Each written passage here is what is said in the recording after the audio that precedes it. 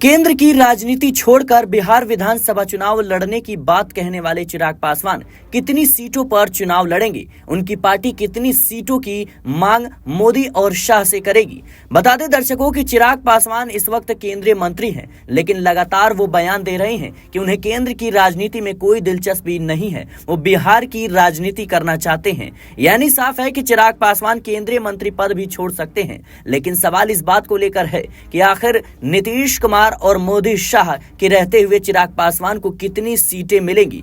बता दें कि चिराग पासवान से जब यह सवाल किया गया कि उनकी पार्टी को कितनी सीटें विधानसभा चुनाव में मिलेंगी या उनकी पार्टी का कितने सीटों पर दावा बनता है, इसके जवाब में उन्होंने ना हाँ वाला जवाब दिया। यानी चिराग पासवान बचते हुए नजर आ रहे। चिराग पासवान का कहना है कि उनकी पार्टी बिहार विधानसभा चुनाव लड़ेगी और पूरे अच्छे से लड़ेगी और मैं भी चुनाव लड़ूंगा, लेकिन सीटों को लेकर उन्होंने अपनी प्रतिक्रिया नहीं दी। चिराग पासवान से जब पूछा गया कि क्या आपकी पार्टी का दावा 35 से 40 सीटों पर होगा, उसके जवाब में उन्होंने बड़े ही सधे हुए जवाब में कुछ भी क्लियर नहीं किया। हालांकि उन्होंने यह साफ किया कि प्रधानमंत्री मोदी को उनका बिना शर्त समर्थन है और उन्होंने मुझे कभी भी निराश नहीं किया है। साथ ही उन्होंने कहा कि गठबंधन में सीटों का बंटवारा फॉर्मूले के आधार पर होता है। चिराग पासवान ने कहा कि लोकसभा चुनाव के दौरान भी विपक्षी दल कहते थे कि एनडीए में सीटों का बंटवारा कैसे होगा, लेकिन हमारे यहाँ बिना किसी विवाद के सीटों का बंटवारा हो गया। विपक्ष में ही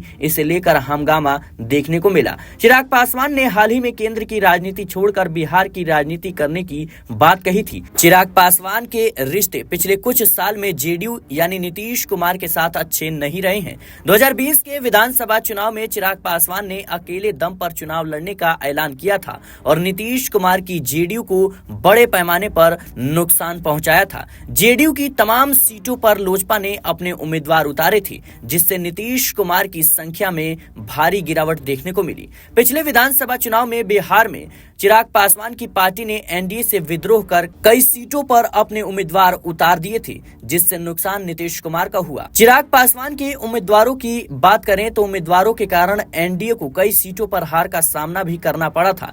जेडीयू ने चिराग पासवान पर गठबंधन धर्म का पालन नहीं करने का भी आरोप लगाया था। चिराग पासवान और नीतीश कुमार के रिश्ते लंबे समय तक खराब रहे थे, लेकिन एक बार फिर से बिहार विधानसभा चुनाव नजदीक आते ही चिराग पासवान ने बिहार चुनाव लड़ने की बात कही है। ऐसे में नीतीश कुमार और मोदी शाह के लिए ये बड़ी चुनौती से कम नहीं है। फिलहाल के लिए इस रिपोर्ट में इतना ही। देश और दुनिया की तमाम खबरों के लिए बने रहें नेक्स्ट 9 न्यूज के साथ।